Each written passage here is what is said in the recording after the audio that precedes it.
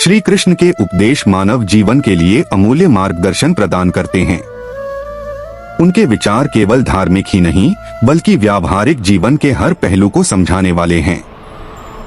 उन्होंने भगवद गीता के माध्यम से अर्जुन को जो ज्ञान दिया वह आज भी उतना ही प्रासंगिक है जितना उस समय था। उनके उपदेशों का मुख्य आधार कर्म, धर्म, भक्ति, सत्य और आत्मज्ञान है। श्री कृष्ण का सबसे प्रसिद्ध उपदेश है कर्म करो, फल की चिंता मत करो। इसका अर्थ यह है कि मनुष्य को अपने कर्तव्यों का पालन पूरी निष्ठा और ईमानदारी से करना चाहिए, बिना इस चिंता के कि परिणाम क्या होगा।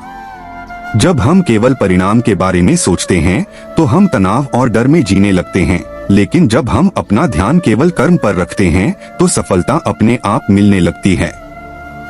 उन्होंने जीवन में संतुलन बनाए रखने का भी संदेश दिया। उनके अनुसार सुख दुख, लाभ हानि, जीत हार सभी जीवन के हिस्से हैं, इसलिए हमें इनसे प्रभावित हुए बिना शांत और स्थिर रहना चाहिए।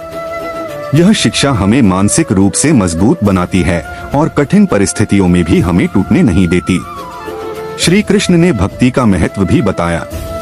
उन्होंने कहा कि जो व्यक्ति सच्चे मन और विश्वास के साथ भगवान को याद करता है वह कभी अकेला नहीं होता। भक्ति से मन को शांति मिलती है और जीवन में सकारात्मकता आती है। साथ ही उन्होंने यह भी सिखाया कि सच्ची भक्ति केवल पूजा पाठ तक सीमित नहीं है, बल्कि अपने कर्तव्यों को ईमानदारी से निभाना भी एक प्रकार की भक्ति है। उन्होंने अहंकार, लोभ और क्रोध को मनुष्य के सबसे बड़े शत्रु बताया।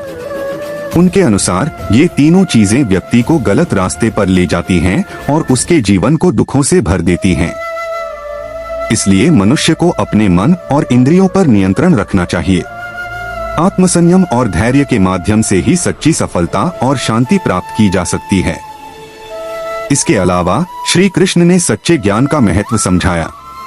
उन्होंने कहा कि ज्ञान वह है जो हमें सही और गलत का अंतर सिखाए और हमें सत्य के मार्ग पर चलने की प्रेरणा दे। अज्ञानता मनुष्य को भ्रम में डालती है, जबकि ज्ञान उसे सही दिशा दिखाता है। अंत में श्री कृष्ण के उपदेश हमें यह सिखाते हैं कि जीवन को सरल, सच्चा और संतुलित तरीके से जीना चाहिए।